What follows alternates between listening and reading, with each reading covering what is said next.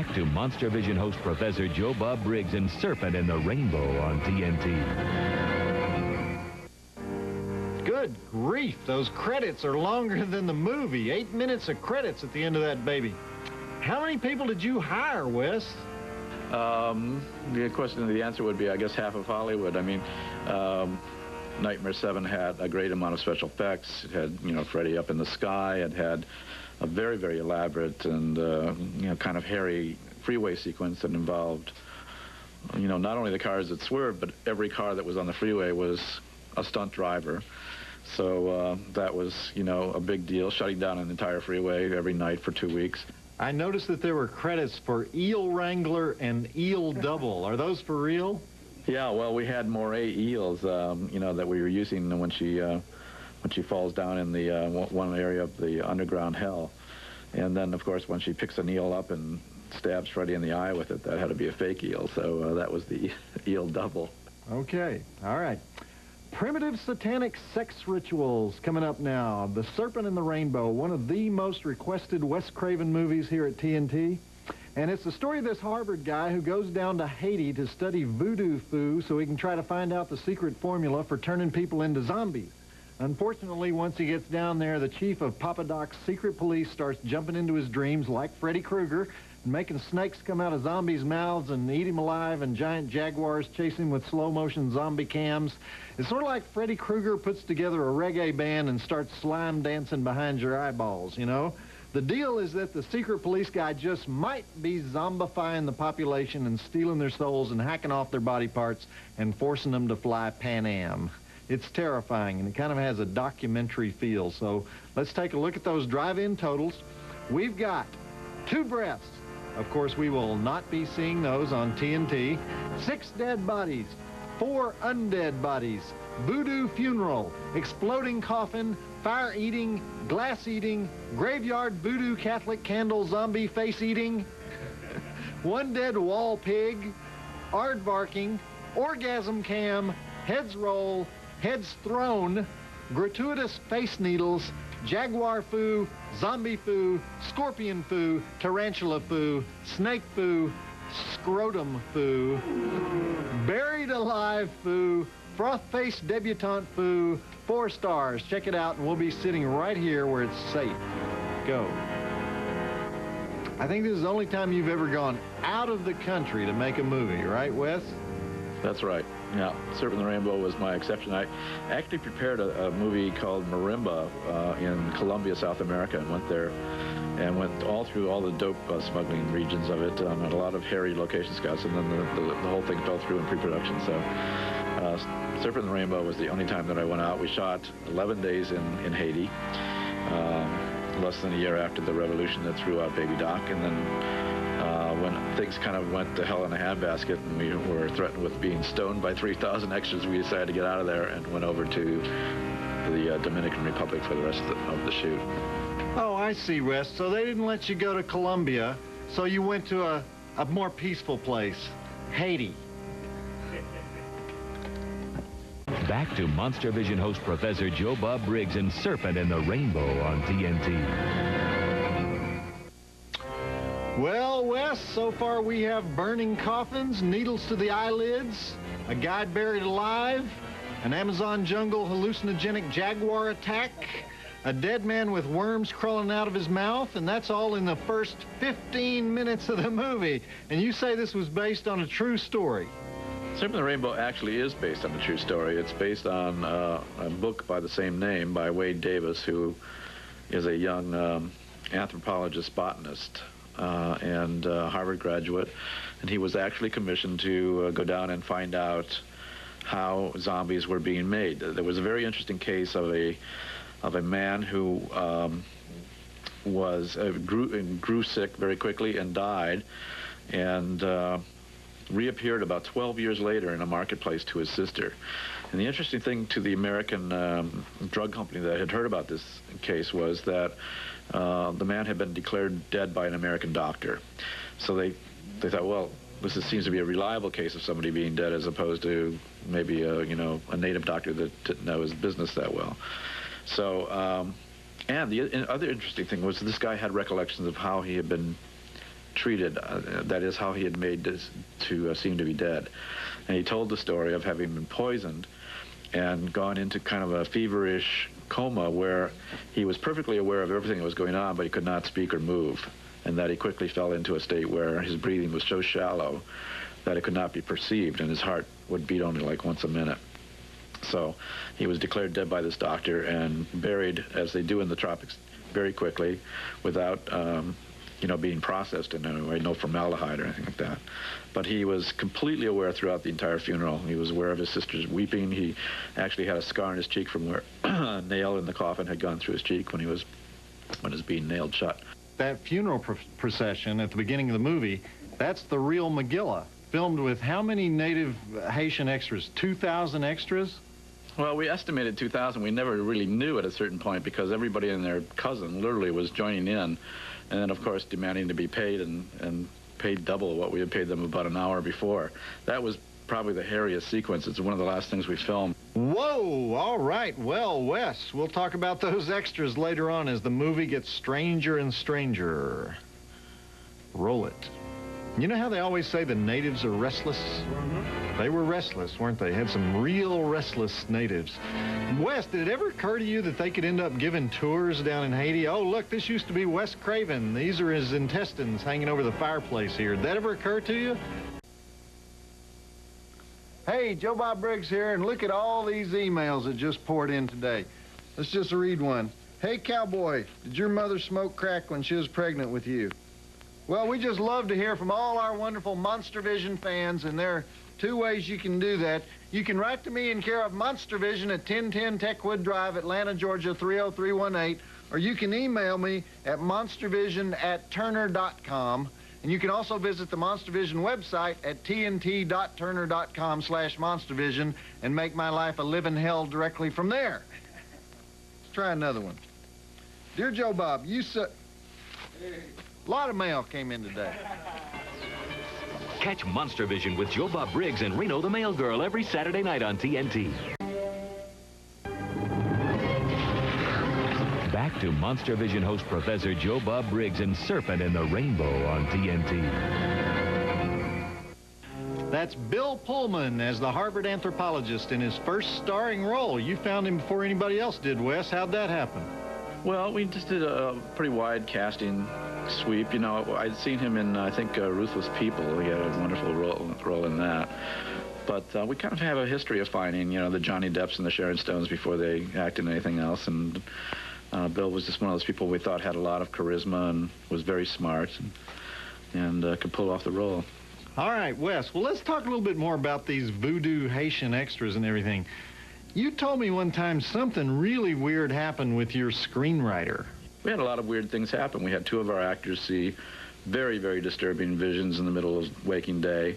Our writer, Richard Maxwell, he doesn't mind my saying this, went completely insane after having an interview with the man who was teaching people how to make the zombie powder and saying casually to him that he had studied Eastern religion and wouldn't mind being indoctrinated into voodoo. And the guy said, well, then you will be.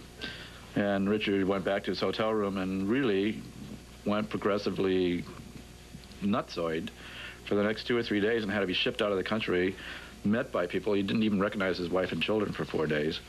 And then back in Los Angeles after a week, he woke up clear-minded, and the last thing he remembered was that guy saying, well, there you will be.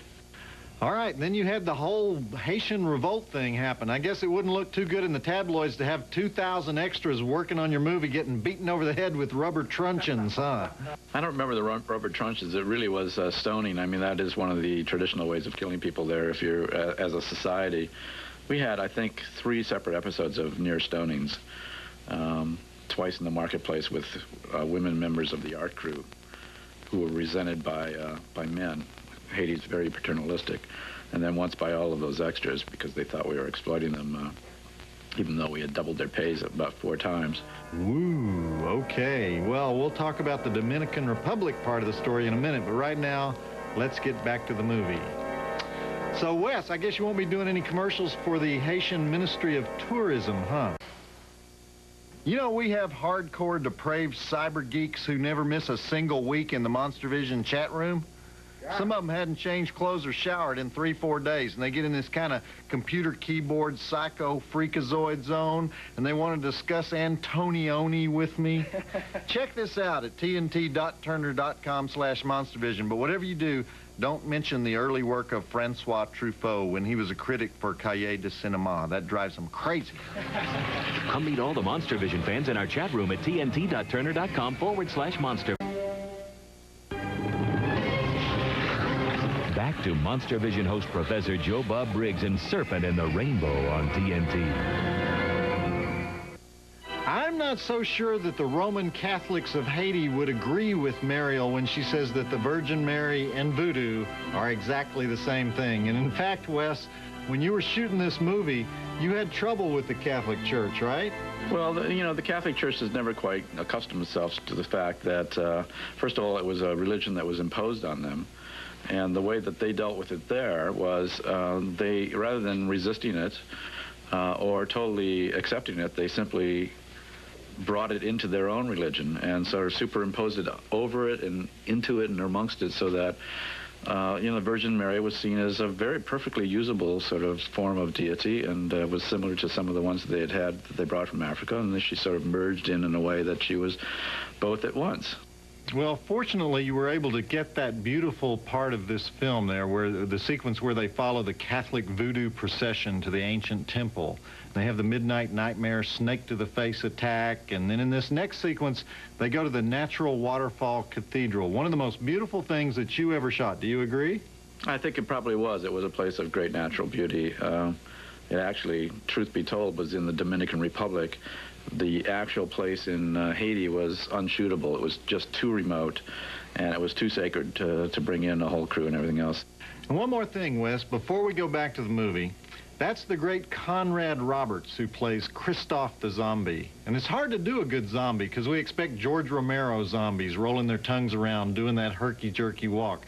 Did you and Conrad talk about what you wanted the zombie to act like? Yeah, we had a lot of conversations about it, and we actually did research. I actually went to a clinic that treated zombies, believe it or not, as bizarre as it sounds, keeping in mind that they are people that have been poisoned by a very powerful neurotoxin. The process sometimes kills people, sometimes makes them into what is considered a zombie, which is a person that's been completely burned out but can still sort of navigate. And sometimes they partially or even completely recover, depending on how severely they've been damaged by the drugging. So, that is, in fact, what a zombie is. It's a real human being in there, and quite often, if it's been a partial process, they're terribly, terribly traumatized and afraid. Zombification, it'll do it for you. All right, back to the movie. Wes Craven and zombies, together at last. Coming up, see horror legend Boris Karloff in one of his final films, Beware Voodoo Island, next. And tomorrow night at 8, no one saw the signs, no one heard the warnings. Now it's... That might be the most painful scene in the history of the movies, the nail through the scrotum scene. Was that your idea, Wes? I guess it was, yeah. My mother used to do that to me when I was a kid if I was, took the car out when I wasn't supposed to. No, just kidding, Mom. Yeah, that was, that's actually a very mild form of the kind of tortures that we heard about that were perpetrated in Haiti by Papa Doc. They have a terribly, terribly bloody history of terror and despotism on the part of the Dubouillet family there. Now I have to go to the urologist on Monday morning. One reason that's so scary is the performance of Zakes Mokai as the leader of the Haitian secret police, the Tonton Macoute. He's a famous South African stage actor. How did you find him? Well, it was, part of the casting process. I'd seen tapes of him performing in Master Harold and the Boys, which is a South African play. And interviewing him was really fascinating. Here's the thing about Zakes. He saw his father hanged in front of his eyes. His brother, I believe, was driven insane by torture. Zakes was imprisoned by the South African police at months at a time. He told of, being kicked repeatedly at night, woken up in the middle of the night, like 12 nights in a row by people just stamping on his chest. And then at one point was hung out a window, a 13th-story window, and told they were going to drop him, and at the last second they didn't. And then capped off by watching his father hanged by the same police. So it was like, he knew what that was like. He knew that mentality. He said, I can play these people. I know what they're like. I said, you got the job, man. Great. Okay, well, I'm going to go run some cold water over my scrotum now as we return to The Serpent and the Rainbow. Wes, don't you know that in the movies you're supposed to have the guy say, okay, I'm going to drive this nail through your scrotum, and then somebody busts down the door and blows him away before he can do it? Don't you know that? No. Your guy says, I'm going to nail your scrotum, then he nails his scrotum. How do you even come up with something like scrotum nailing? Well, you know, it's just one of those things. I mean, that's the wonderful thing that you can do in movies is that, you know, sometimes the cavalry doesn't come over the hill and save you, and certainly it didn't work that way in Haiti for hundreds and hundreds of people. Film you going to mention, I Walked with a Zombie? I Walked with a Zombie, yes. Yeah, that film I found actually quite accurate to what our research revealed about the way things were done in Haiti. I was surprised because the title sort of is a B-movie title, but it's actually very close to the reality. So when you were making the movie, you almost got killed by angry Haitian extras. Everybody got sick. One guy went totally insane. 3 people thought they were under voodoo curses. The Archbishop stopped you from shooting. Do you think the movie was cursed? No, you know, I felt we were blessed because all of these things were happening, but nothing happened that really severely injured somebody or, you know, was permanent. It was like a lot of it was demonstrative, you know. The writer went insane for 4 days and then came back completely. So it was almost like they were saying, you better watch your step here, or you better respect what we're doing.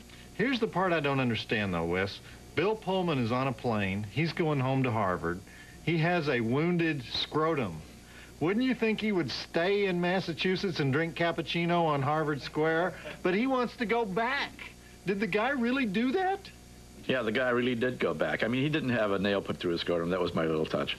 But he did go back when his life was threatened. And I think that is the mark of people that we find fascinating, is that, you know, in all of these kinds of movies, they are the people that go back where the sensible person would sit home and have a, you know, a Tom Collins in the local bar and talk about it, you know.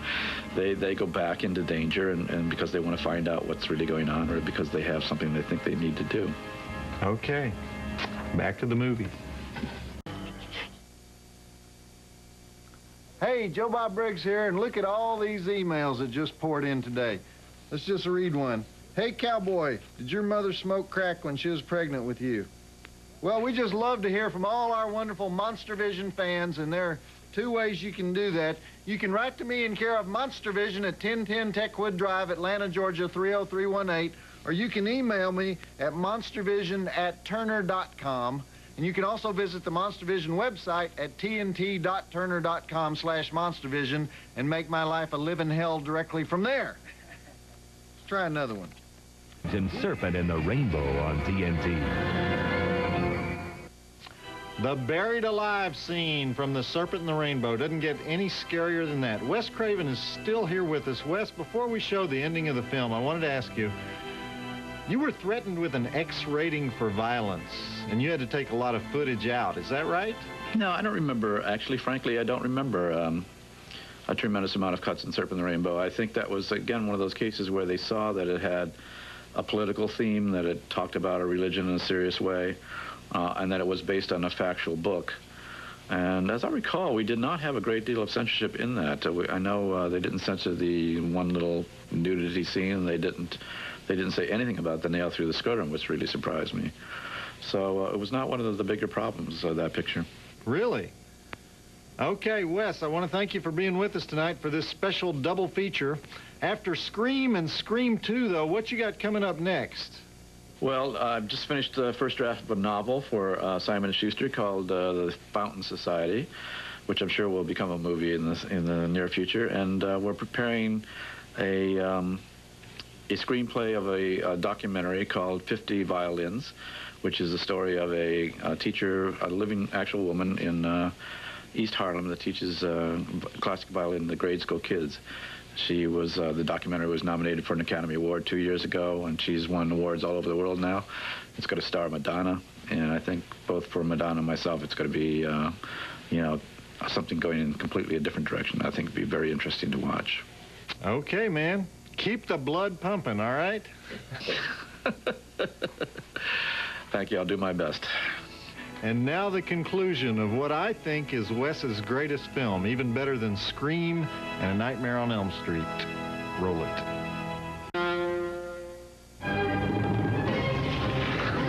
Back to Monstervision host Professor Joe Bob Briggs and Serpent and the Rainbow on TNT. All right, great scene at the end. Post-toasty zombie bashing. Petro is fried to a crisp, but he keeps on coming. Wes Craven loves to work with fire suits. That was an excellent effect when Petro bursts into flames. But I think that's the best zombie movie ever made, The Serpent and the Rainbow. And I want to thank Wes Craven, who doesn't do this very often, for talking with us throughout the evening. Okay, I want to remind you that next week on Monstervision, my guest is Ice-T, because it's Black Studies Night on Joe Bob's Summer School. First, we have Surviving the Game, starring Ice-T, followed by the classic Cleopatra Jones with Tamara Dobson. So be sure to go to the Monstervision website, get your syllabus, because you can't pass the test if you don't, and if you don't pass the test, you get no diploma. I know you would be disappointed if you didn't. And that's it for me, Joe Bob Briggs, reminding you that eagles may soar, but weasels don't get sucked into jet engines. Did you guys hear the one about Albert Einstein going to the cocktail party? Yeah. Albert Einstein goes to this party, and he introduces himself to the first person he sees, and he says, "What is your IQ?" And the man answers, 241. And Einstein says, "Wonderful. We will talk about the grand unification theory and the mysteries of the universe. We have much to discuss." A little later on, Einstein introduces himself to a woman. He says, "What's your IQ?" And she says, 144. Einstein says, "That's great. We can discuss politics and current affairs. We will have much to discuss." A little later on, Einstein goes up to another person. He says, "What's your IQ?" The guy says, 51. Einstein says, "How about them Broncos?" Joe Bob Briggs reminding you that the drive-in will never die. I like that joke. I didn't think that was, maybe I didn't tell it right. All right, one fall day, this guy is out raking leaves, and he notices a hearse slowly driving by. Okay? Following the first hearse is a second hearse. Behind the second hearse, there's this man walking sadly along. He's followed by a dog, and then there's about 200 men walking in single file behind the dog. Well, the guy raking leaves is intrigued, so he goes up to the man who's following the second hearse, and he asks him, "Who's in that first hearse there?" The man says, "That's my wife." The guy says, "I'm sorry, what happened to her?" The man says, "My dog bit her and she died." The guy then says, "Well, who's in the second hearse?" The man says, "That's my mother-in-law. My dog bit her and she died as well." And the guy says, "Can I borrow your dog?" The man says, "Get in line."